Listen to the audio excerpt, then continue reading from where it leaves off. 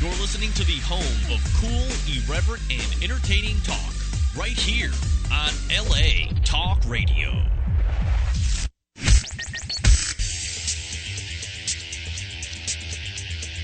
You're listening to Question Reality. Question Reality. With Priscilla Leona. Priscilla Leona. Only on LA Talk Radio. Hi, welcome to Question Reality. I'm your host, Priscilla Leona, and we are coming to you live from Studio City, California. And you can catch our show every Sunday from 5 to 5:50 Pacific Standard Time. I forgot what time zone I'm in. If this is your first time tuning in, our show is about informative entertainment, and it's done in a fun, upbeat improv style. It's all about improv, upbeat, and fun. We don't have any boring guests on our show, and they all have to talk loud. And we are going to provide you with tips, advice, and resource information on how to pursue a career in show business. And that could be in any field, whether it's a producer, director, actor, you name it. We're going to have people on the show that have a career in that area. And the guests, again, various professions in the entertainment industry, and we're definitely going to have somebody from a career that you're interested in, so you have to tune in. Sooner or later, they're going to be on. You can also go to the website, questionreality.us, and you'll see people who are upcoming on the show. And if you also want to comment on anyone that's been on the show, we would love for you to check out the website, latalkradio.com, and post your comment about our show. We would love it, but we only want positive comments. No negativity. No. And it's a schedule link, I believe. If you want to check out the past guests and read their bios and listen and download any of the shows, you click on the schedule link at the top of the LA Talk Radio website. And I don't know, Sam revised that, but it used to say schedule, but I don't know what it says. You'll have to poke around a little bit. And again, let's see, it's going to take you directly to my archive page, and you can peruse all of the shows at your own leisure. And if you hit play, you can play the past shows immediately, and then if you right click download, you can save a copy for the future whenever you want to listen to it. And you can also hear Question Reality on iTunes. Yay! I don't know how the hell you navigate to the iTunes section, but I know we're on iTunes. I don't know how we got there, but I think Albert did it. I can't remember. And we'd love for you to call in, ask questions, and provide comments on the guest or the show. And you can call in between 5:15 and 5:30. And we take your calls directly. You do not have to go through a screening process. It's not like Frasier where you have to talk to Roz. You call in, you talk directly to us. And the call-in number, it should be right in front of you if you're at the website. But if you are not, the number is 323-203-0815. Again, 323-203-0815. Again, if you like the show and you found it helped in some way, we'd love to hear from you. So again, just click on the community link at the top of the LA Talk Radio website. Oh, gee, I found out what it was called. All right, it only takes a minute to enter your email address, and you can post your comment. And now I want to tell you who we have today. We have a fantastic guest. We're not going to talk to her right now, but I thought I would tell you and get you started. Her name is NATASA PROSENC, and she is a producer and a director and a writer, and God knows what else she does, because she is super duper groovy cool, and she does everything that is artistic. So I want you to go to her website right now, and her website is, there are going to be two. The first one is, I'm going to spell it for you, KANALYAPICTURES.com. And she may kill me for this, but I think it's KANALYAPICTURES.com. Again, KANALAPICTURES.com. And she also has another website, and this is the cutest name ever, jackandjillian.com, and that's JACKANDGILL IAN. I couldn't see with my bifocals. IAN. Yes, it is.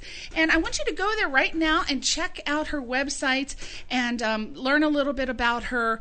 I am going to talk to you about my new advertiser, Sterling Optical. Now, I have to tell you, I have gone through how many glasses, Albert, have we gone through in the past 12 years? 16. Speak in the mic. How many? 16. 16 pairs of glasses.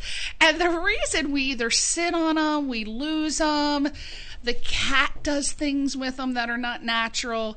There are many things that happen in our household with glasses. So we have gone to lens crafters, and we've gone to private doctors, and we've gone to, Frame and Lens and Four Eyes, and oh my God, I can't tell you, we've checked out everybody. Well, we came across Sterling Optical, and I don't know why I didn't check them out before. I have no idea, but for some reason I never did.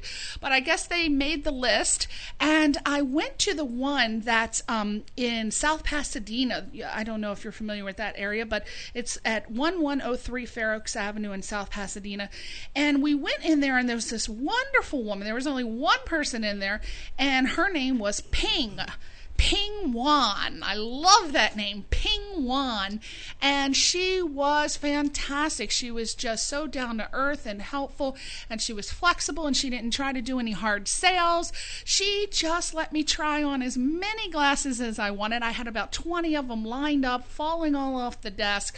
And she did not lose patience with me. She was right in there, super cool, and gave us an cool discount, which if you go there and you tell her that you heard about us on Question Reality Radio, I'm giving you the website address, Question Reality Radio, she is offering a discount. But my glasses were done in a week. I couldn't believe it. It's not the Lens Crafter 1 hour, but I tell you, not to bash lens crafters, but I bought a pair of glasses there, and they broke in, 2 days, Albert? Haste makes waste. That's right. That's the perfect timing for that.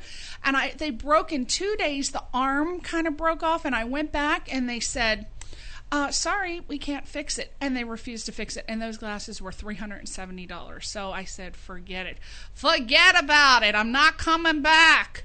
So I went to Sterling Optical glasses in a week, and they are fantastic. Do you love your glasses, Albert? Yeah, I found my way here. He found his way here, so they must be good glasses. So check out Ping and Dr. Benjamin Liu at Sterling Optical. Phone number is 626-441-0770. Sterling Optical, yeah. I wish I had a commercial for that. We're going to have to do a commercial for our new advertiser, Sterling Optical. And now, without further ado, yay, can we have a drum roll? We're going to have to get some sort of instruments in here because I need some sort of lead in. Thank you, Craig. Yes. And now for the wonderful, fantastic, incredible Slovenian princess. Yes, everybody, she is from Slovenia. I hope I'm pronouncing that right. NATASA PROSENC. Hello, my goodness. Is that really me? That's you.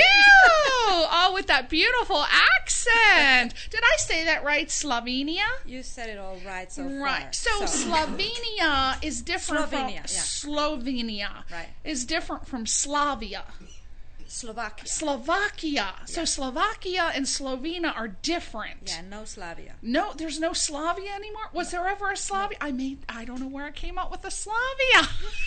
It's complicated. I am terrible at geography. Woo! Good in just about everything and expert in English, but not good in geography. So, you were on my my television show, yep. And you were doing all kinds of stuff, but I think at that particular time you were on the television show, you were working on your movie Souvenir. Right. Which we saw. Then. Yeah. Well, you've been up to so much. Now, let's tell a little. Can I tell a little bit about you? Yes, sure. You are a producer, a director, a writer. Am I leaving any other titles out? Visual artist. Visual artist, and she is a Slovenian-born filmmaker and artist, and she graduated from the Academy of Fine Arts in, I can't wait to pronounce this, Ljubljana. That is wrong. Damn. All right. Damn it. Okay, let me try it again. La Jublana. All right, why don't you give it a... It's spelled Jluljana. How would you pronounce that? I know, it's impossible. Okay, go ahead. Give it a shot. Ljubljana. Oh. And it's from the word ljubezn, which means love in Slovenian. Oh, very close to Liebling from Germany. Oh, just a hop, skip, and a jump across the water. All right. She had the honor of working at the Slovenian State TV as a writer-director of different cultural programs for the Slovenian CNN branch. How cool is that? Yeah, that was CNN. What'd you do there? Well, I went out, I did a little reports, and in the end I had to say this was NATASA PROSENC for the CNN World Report. Wow! So you were right there, rain, snow, sleet, or hail, you were out there with a microphone. Bombs going off? What was happening in Slovenia when you were a reporter? Yeah, right. I was covering art, more or less. Oh, but also in the times of the war. So. Covering arts in times of war. Well, it so can be very exciting, you know. The whole Museum of Modern Art was taking all the art to the underground and things like that. So really? What period was that? In the 90s, 91. right? 91. Wow. They were stealing all the art? Who was stealing? They were not stealing. They were bringing it all down in order to protect it in front I thought you meant taking it to the underground market like Hitler was. No, oh, God. No. That's what my film is about. That's what Souvenir is about. Yes, that's true. Oh, my God. So you were out there with your little mic and you were covering art during this crisis situation. Also. Yeah. Oh, that's wonderful. Did you like it? How long were you there? Well, I was there. I was living there. So you hadn't come yet. That was before my... Oh, I see. Yeah. Before you came here. My American new life. You know, you speak very, very good English. Did you learn English when you were in Slovenia? Yeah. So you had to...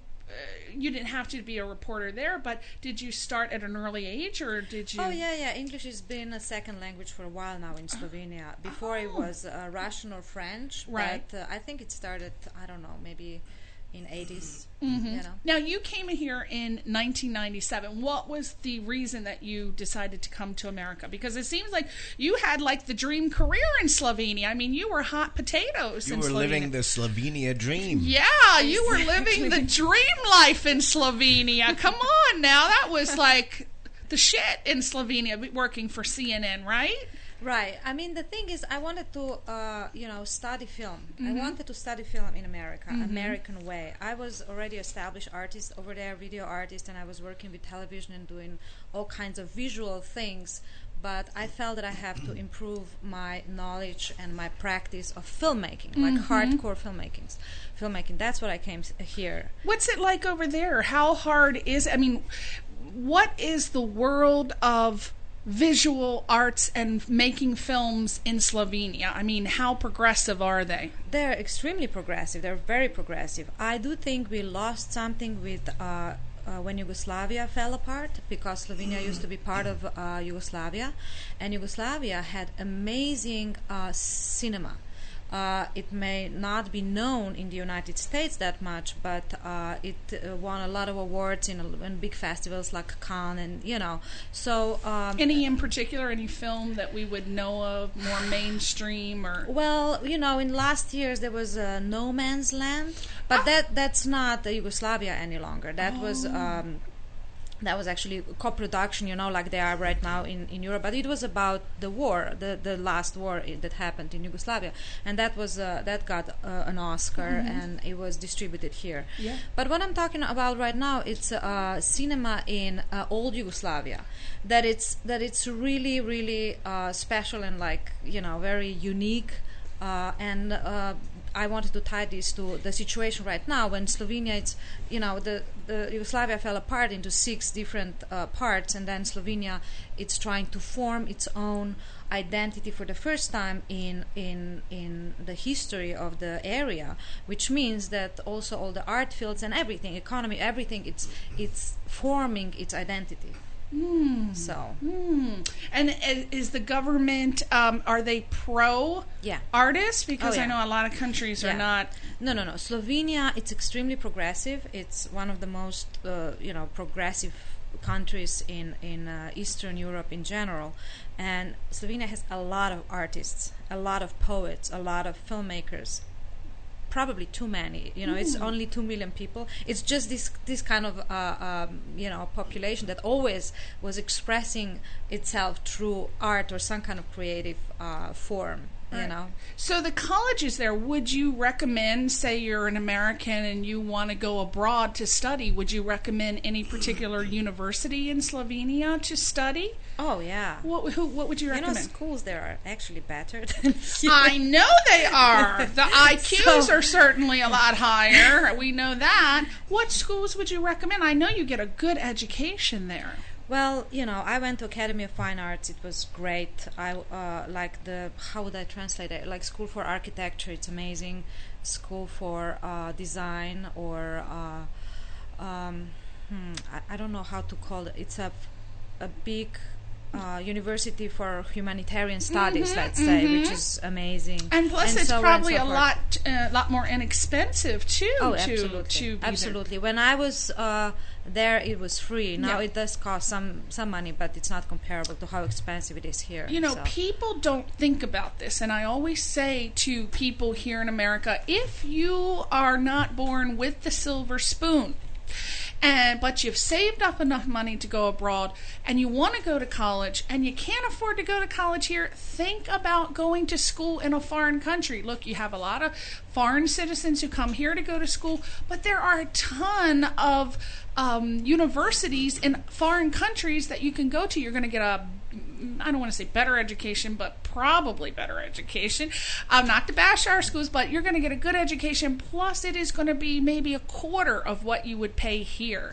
Plus, the university names overseas sound kind of exotic. Yeah, it sounds really good. The School of But yeah, universities in foreign countries, think about it, people. It is an option. You can do it, save you a fortune, and you will get a very good education. Plus, you'll become very cultured, right? Right. Very cultured. So when you were doing all of these things, visual arts in Slovenia, and you started winning awards. Right. Correct? So you said, hey, now, I am hot stuff. I'm going to the United States and take the world by storm. Exactly. Yeah. So you decided to come here in 1997, and I believe you came on a Fulbright scholarship. That's right, yeah. Now, that's a pretty hard thing to get. Right. You must have had really good grades. Well, I came here 1 year before on another grant that it's called Art Links, which is a Soros grant that was for communication between America and Eastern Europe that was really kind of like falling apart at the time. And I came here for 5 weeks, and I kind of fell in love with LA, which was just kind of an irrational thing, just because the sky was so big and there was the bushes were smelling so great. Whatever it was. You were in LA and it smelled good. What year was this? My God.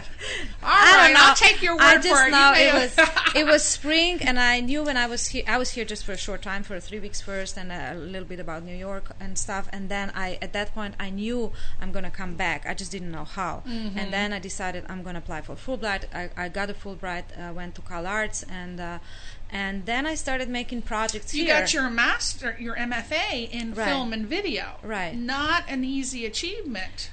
Right. I mean, when I went to the school, I was already doing my parallelly. I was doing my projects, films and videos, and everything kind of led towards trying to make my feature film. And I was applying with my scripts in Slovenia and here, and it just it kind of happened that first one happened here. No, what was the first one? Souvenir. Yeah. My favorite, because I saw that one. And now you direct feature films, short films, documentaries, and video art installations. Now, for people who don't know what video art installations are, what are video art installations? A lot of people don't know what that is.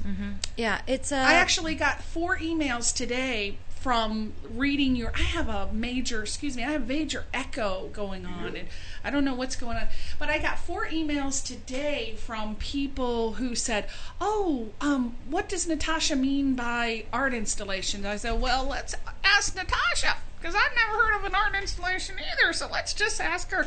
So for all of us who don't know what that is, what is that? Well, in very short, video art is a form of art that uses moving image, and it's a gallery art. So if you come to the gallery and you're going to go see a video installation, it's basically like you would go and see a painting, but this painting is moving. And video art in last 10 years became one of the most expressive, and artists use the most this form in contemporary art in general. So it's like, if you talk about contemporary art, that's a big piece of it, you know. So people do it in different ways. I usually make a kind of a contemplative pieces. They don't have a narrative structure, but they have a certain message, certain theme, and I always want that the space and a moving image are sharing the same idea, which means that you're actually entering the art piece, not just observing it, and it should actually influence you, not just visually, but it also has sound, and it also kind of the viewer should kind of submerge in the piece, you know. That kind of sounds like it has TV. to hit your guts. No, and it's not like TV. No, not. Okay, so for example, you being an artist, they can create on the spot. If I said, we're in this room using just this, but you could have any camera equipment that you needed, what could you do in this room? It's easy. As soon as I walked in and I saw these microphones, they look like big insects. If you would just put the camera right, I mean, if the ceiling would be higher, right, and would just have like a shot of everything, that would be like a perfect symmetry, and we are all here doing something, so it would look like all kinds of stuff. So immediately, as an artist, you see these microphones as insects, and that, well, look at that. I can see it now, but I didn't see it before. All right. But they could be like ants. Maybe. What do you see them as? Grasshoppers. All right, we could see grasshoppers, but do you see that? Oh, so it's taking anything, and with whatever your vision is, you could create that with light and sound. Right. So that's basically what. Right, and it is for people who don't know anything about it. It is at the beginning maybe a hard thing to understand because it doesn't have a story. Right. People are used to see story with the moving image and link that. Yeah. But think about it. That's not necessary. Right. You know, a lot of the first... I'm sorry, Natasha. Apparently we have a call. Someone wants to ask you probably about video art installation. You're on the air with Natasha ProSenc.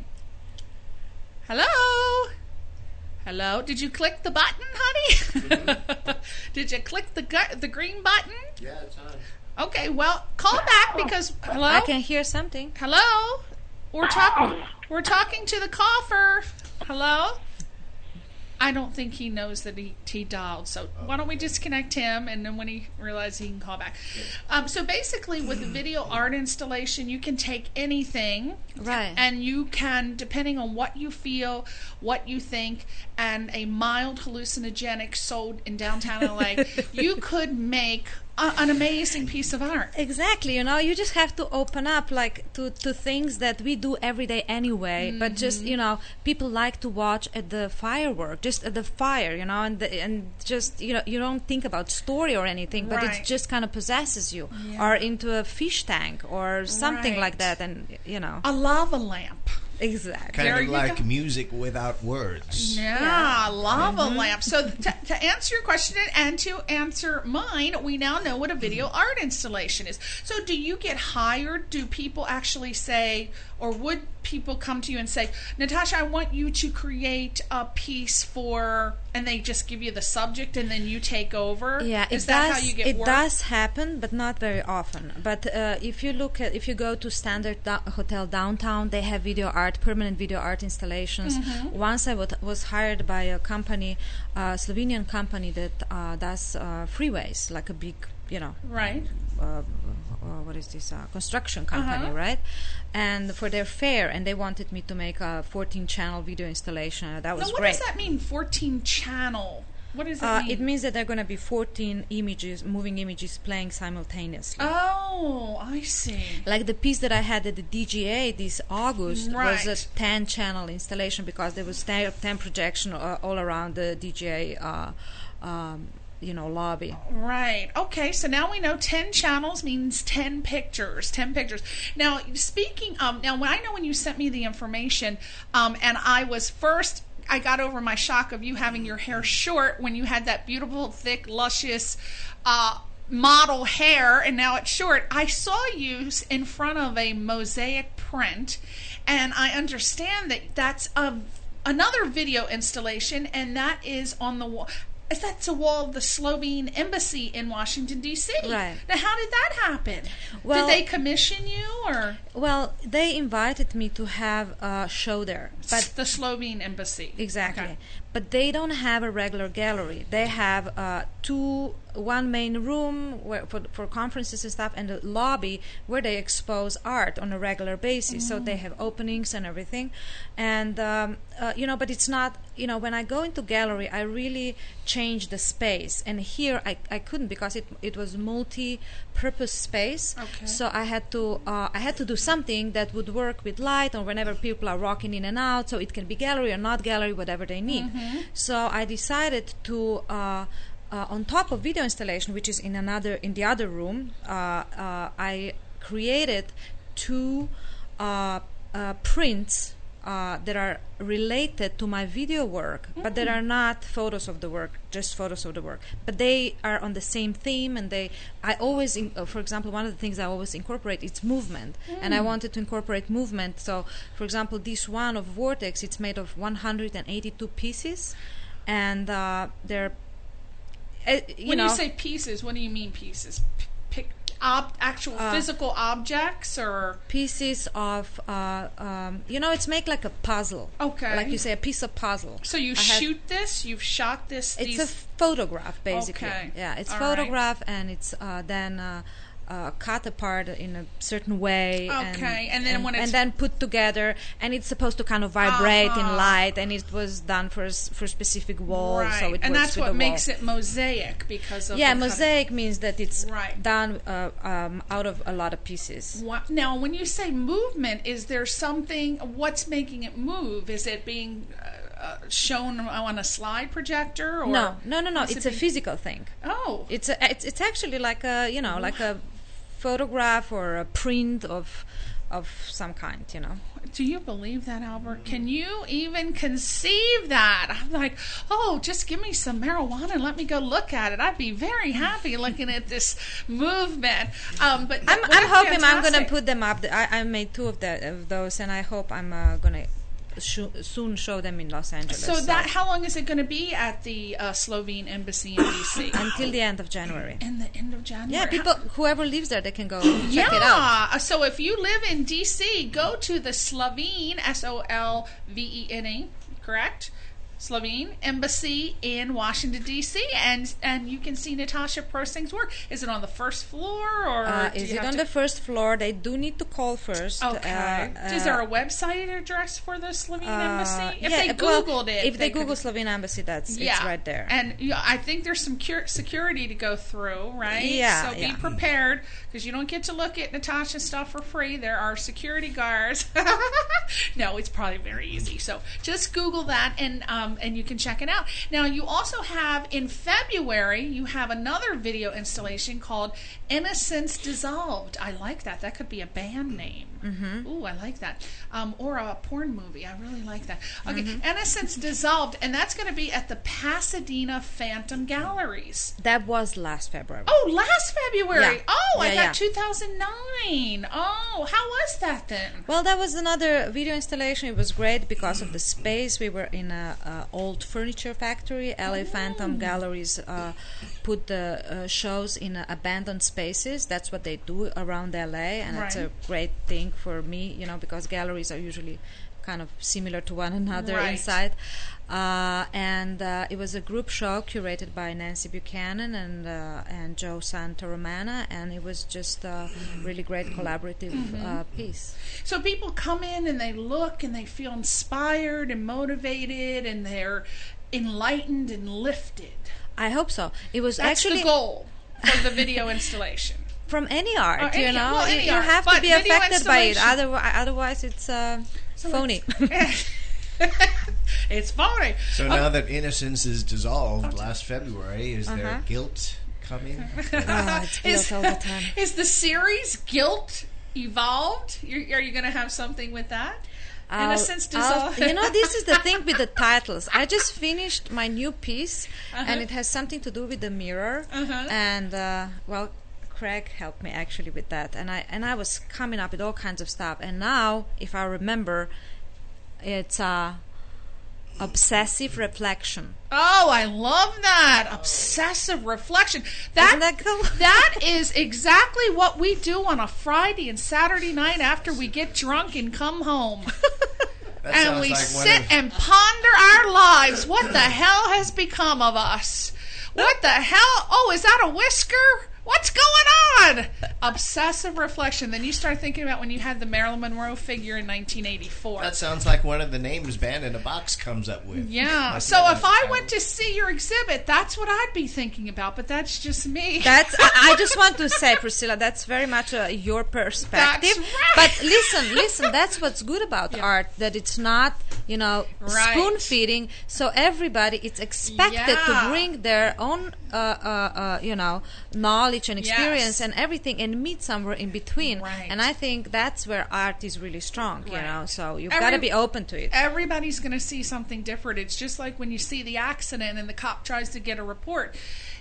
You ask 5 people, you're going to get 5 different stories. Right. So- The only problem is when you don't see anything. Not so much about the people, but more about artists. That's what I'm saying. I know. What does it mean when you look at a piece of art that's supposed to be like a masterpiece and you don't see anything? Does Well, that mean you're like dumb? No, in contemporary art, I think there's a some kind of guidance that I have for my personal, when I go to museums and art galleries. It's when they have like 3 or 5 or 10 pages of concepts and all kinds of stuff, and this has nothing to do with what you see, then I think there's something wrong there. Right, but there's I feel something is wrong with me because I look at Monet and and I look at various other Picasso, and I look in different directions. I get to the side. I even tried to stand upside down, and I'm thinking, what is it that people see in these pieces? They're millions and millions and millions of dollars, and because I can't see it, I think I just wasn't given the gift to be able to see what other people appreciate see. I To don't think appreciate it. I nothing don't is see really it. black and white. It's always between the art piece and the viewer and your mood and your everything, experiences from before and everything. So, but since you mentioned money always kind of put things in a completely different perspective, and a lot of these pieces are way overpriced. Yeah. This is a business now, and it doesn't matter, the price, the quality But of the that's painting. what they give value. They put value on. Oh, it's $1 million. It's got to be a masterpiece. Yeah, So a lot right. of But it's like there are things that are beyond that. It's Mona Lisa. How did that get ever that big? It is not that much better than so many other things. See, that's what I agree too. I'm like, oh, she needed a little makeup. No. I It's see a great that. piece of work. I'm not saying, but it's just I think I don't think it's sometimes. I don't see oh, it. come I on. don't know what to look for. That's what I'm saying. I thought it was supposed to be art. It's other. You don't each know how to person's appreciate it individual viewpoint. because you were contaminated by TV. But I Watching don't TV, know. and then you see No. Mona Lisa just sitting there. Well, no, I just don't get it. But you said each person is entitled to their own opinion. I'm now sure- you're saying, oh, what do you mean you can't see I it? did not say that. I just said that I like it. I can't say it. I don't get it. But now I would pay $1 million for a Thomas Kincaid portrait, and a lot of people think that that's terrible, or an Andy Warhol. I think that's the greatest artwork of all time. That's my cup of tea, but I don't get like some But of the that's great that we're different and that some people like different things. Yeah. I just mentioned Mona Lisa because these went so out of proportion that became like a symbol. But it's not always just about quality. It's also about, complete context of how and what certain art piece. I mean, I forgot the title. There's a book about that, how certain artists and artifacts, they have certain paths, and you can be like a genius in a wrong time, in a wrong place, in a wrong situation. You're never going to flourish. But then there's another one that it's born on the lucky star, as we say, and something completely different is going to happen. Right. So, life is just full of surprises. Yeah, it all comes down to what you were into in the 60s and 70s and how you can determine what's going on now. If you have a flashback, you may see something artistic. If not, you're just going to see black and white. That's the way I feel about it. You just have to be open to the art. Well, I tried. People even suggested, that we're talking the 80s now. It was experiment time for me. I was a teen. And they're like, well, you have to, smoke a little pot and then look at it. So I smoked a little bit and I'm looking. I said, damn, I need a cheeseburger. Maybe that'll help. Because it wasn't happening and I couldn't see it. And then they said, oh, you need to take a little, mushroom. So I'm like, oh, okay, let me do a little mushroom. And I'm looking still. The Mickey Mouse didn't help. I said, forget this shit. I'm going to In-N-Out Burger. That's what art is to me, a big burger with cheese. But that's the individual's perspective, right? You have to, it's independent. So what else have you done? Also, now did I get this wrong? August 2008, you did exposure for the Directors Guild, right? DGA. Tell us about that. Vision Fest. Oh, here she goes again. The theme was exploitation of body in cinema. I like your ideas. They're kinky, aren't they? Obsessive reflection. What was the other one? Innocence Dissolved. Okay, I'll tell you what this one was about. I thought you were like, So I was just, a lot of my video art pieces are about the body, and they're based on human body, right? And how the body is expressive. For example, one piece, it's about a Buto dancer, but just about her back and how it's moving and how voodoo dancer. Buto dance. How it's called? Buto. Belly Buto. No, Buto dance. It's a Japanese very old traditional dance. Not kabuki. No. Oh. Where person become completely one with him or herself. And it's a minimal movement. You can barely see it, but it's so expressive that when I pick the back of a human body, it's almost as expressive as a face.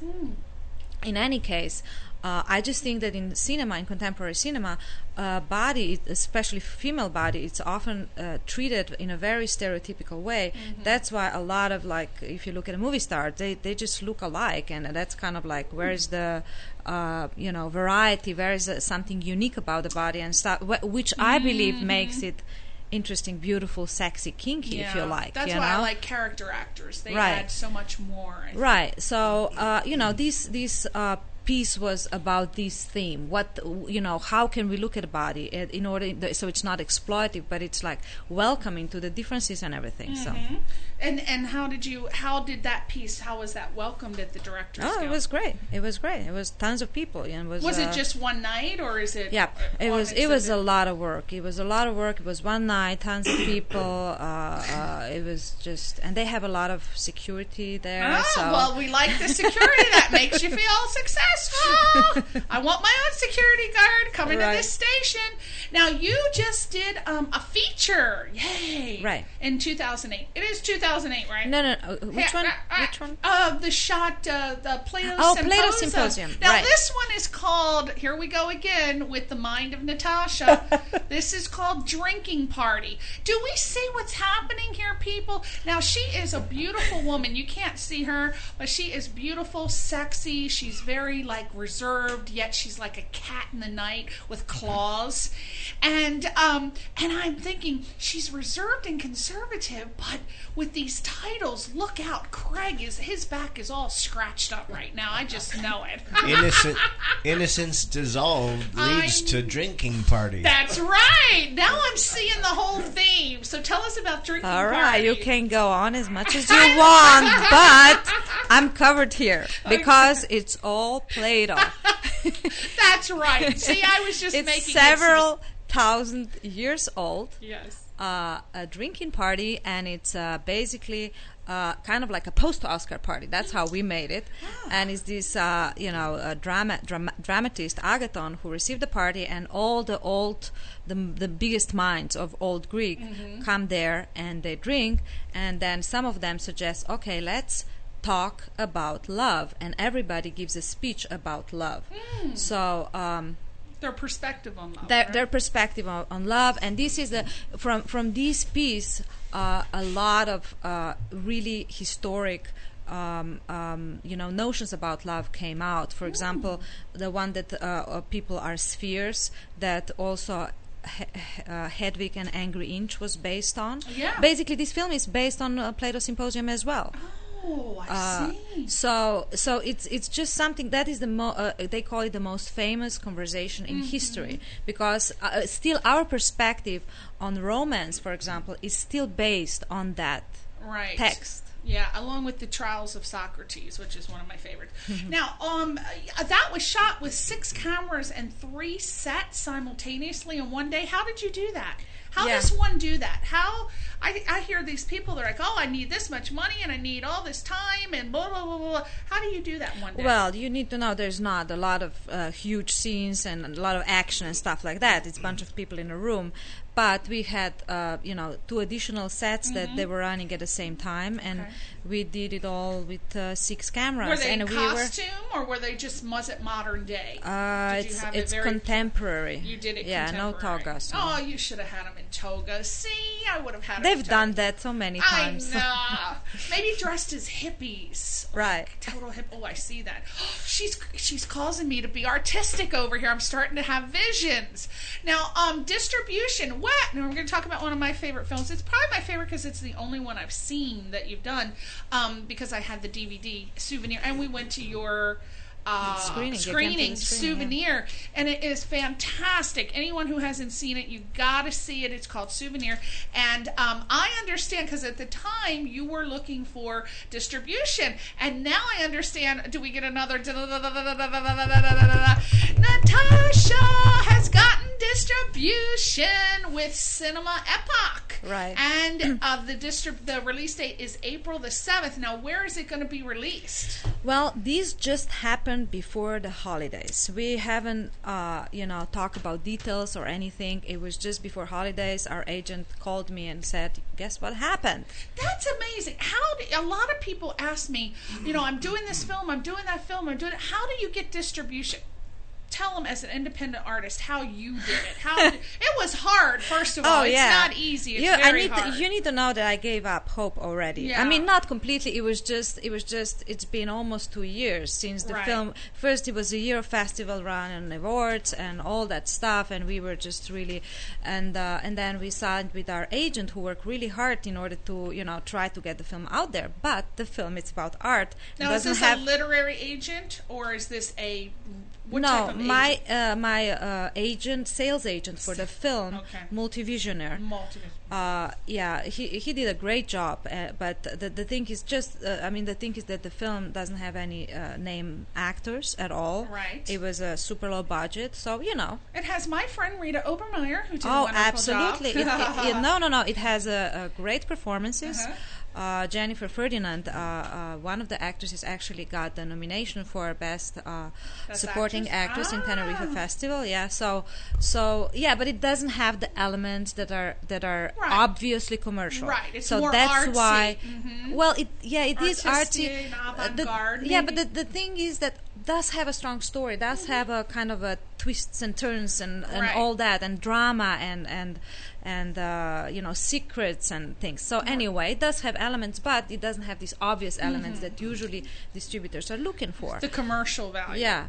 So finally, this distributor, Greg Hatanaka from Cinema Epoch, saw the film and decided to give it a try. What's he going to do with it? Did he say? See, this is something I'm not ready to talk about yet because it just happened before the holidays, and we were not. We're just putting together the deliverables, Digibeta and this and that. We'll know on April 7th. So keep up with our website. I imagine you're going to have it on there. Oh, absolutely. So again, if you want to find out more about that, go to her website, kanaliapictures.com, KANALYAPICTURES. And you got to check out Souvenir. Do you have that on your website? The whole film? clip? No, clip. The trailer. Yeah, she's got a trailer on there, so you should definitely go and check that out, and we're excited for that. I know that I was excited about the LA Times thing. They just did. She just got the Durfee Foundation grant, right? Right. And that is like a big thing. And I did not honestly know what the Durfee Foundation grant was. And I said, I don't know what that is. I'm going to look it up. And I just want to tell you, people, this is wonderful. And correct me if I'm wrong. They have grants for just about everybody in the arts. And I want to give this website address because if you need to get money for your project, they do just about everything. And let me just run real quick, but they give grants for the Center of Cultural, wait a minute, what is it, the endowment. They have a national endowment for the arts, for literature and jazz and visual arts, and Sabito for composers. And basically, if you do anything in the arts, director, visual arts, what other type of theater, you write music, composers, and you need money for your project, you want to go to this website. It's durfee.org, durfee.org. Please go there because I didn't even get to check all of it out, but I know I was extremely impressed. Yeah, it's a great organization. I would just like to add a little something for people to know what's all about. It's a finishing funds. You have to be invited to a certain event or show or something. I got it, for example, for my Tel Aviv show that it's coming up in February. So you have to have a project and kind of secured way where you're going to show it, and then they're going to step in. Right. It's not like you say, I want to be. It's more like you did, and they know that you show artistic value and that you are a major part, a contributor to the community in the world of art. So congratulations on that. It was in the LA Times December 18th edition. Thank you, yeah. I think so. Now we got to get it all in. We got 5 minutes, but I want to talk about, it goes fast, doesn't it? Now in February, you are going to be a participant in the Tel Aviv International Video Installation Show. 20 people from 20 countries at the Tel Aviv Museum of Art. What are you doing over there? What is this? Well, they picked one of the installations. The curators are from Italy, and they're putting up the big video art show. And it's a lot of really big names from the art. What kind of dirty stuff are you doing? I'm not telling you this time. Do you have a name for it? Yeah. Well, we got to know the name. Okay, are you ready? I'm ready. All right, here we go. It's tomb. Tomb, like womb? No, it's like grave. T-O-M-B. Tomb. What's it about? Because, we can't fly to Tel Aviv to see it. We'll never see it. Just real quick, in 1 minute, tell us what it is. What will they be seeing at the museum? It's like a little horror movie. A little horror movie. There you go. Tomb, a little horror movie at the at the Tel Aviv Museum of Art. And now you also, Kanalia Pictures, which you are the creator of, you are going to be doing another feature, Death of Socrates.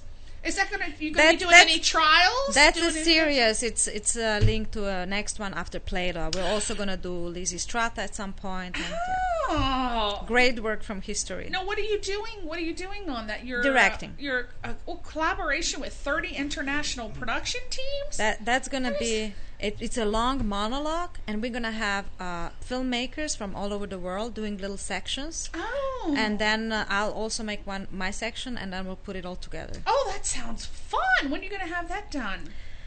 I don't know.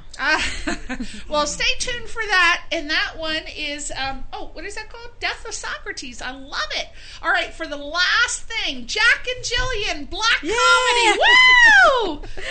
Tell us about it. I was afraid I'm not going to be able to talk about it. You are going to talk about it. I got something here. Yeah, Jack and that's Jillian. my most challenging project and most fun. Oh. And if you like it, most kinky. It does look kinky. I'm looking at this not, thing. Not really. It's like Tootsie with a touch of, it's a way more flamboyant, but it's about Edmund, who was wrongly accused of a murder and find himself succeeding on all levels by disguising himself as a woman. Mm-hmm. But it has... I love that. Yeah, now it's a great piece written by Russell Paquette, and we're trying to put a budget together for $5 million budget together. She only needs $5 million. Start contacting me and donating some coin, people. It's a comedy of love, murder, sexual identity, and clothes to die for. Who doesn't want to see this? This sounds fun. It's really, this is going to be a roller coaster that is going to be as entertaining as also mind-opening and sexually liberating. Well, you know, if it's NATASA PROSENC, there's some sexual liberating stuff going on in there, as we have found during this 50-minute segment. There is some activity in the mind of Natasha. So you want to check this out. You want to support her by putting on this film. Are they going to get anything if they give you money? Oh, absolutely. What do they get? Tell us what they get, this Natasha. This film's going to make a lot of money. Yeah. So talk to her about back in 1% gross point stuff. But so what? If where can we hear more about it? On the website? JackandJillian.com. JackandJillian.com. Yeah. JackandJillian.com. Check it out. She needs $5 million. We need you to give money to Natasha because she's tapped out all the funds and grants around town. So now she needs you. Okay, everybody, it's time to go. Craig, can you say something before we go? Craig's been sitting here. I've learned a lot about Natasha. Craig is our wonderful, is it art? Production designer. I keep saying production designer. I want to say art director, production designer. And he worked on The Mask, the Jim Carrey movie. And I'm going to drag him back in here just to talk about that. Thank you very much. You have anything to say before you go? Thank you, Priscilla. Thank you for listening. Thank you, Craig. Thank you, Albert. And thank you for listening, everybody. Again, Natasha Prosing, KanayaPictures.com, and give her some money for Jack and Jillian, and you'll get something in return. JackandJillian.com. We'll see you next week. See ya! The Horror Channel is your home for the best in horror entertainment, news, culture, lifestyle, and best of all, frights. We are available on Verizon Fios cable television. Go to channel 900, free on demand, and select pop culture. Scroll down and you'll find the Horror Channel. So be sure to visit horrorchannel.com for all of our latest programming.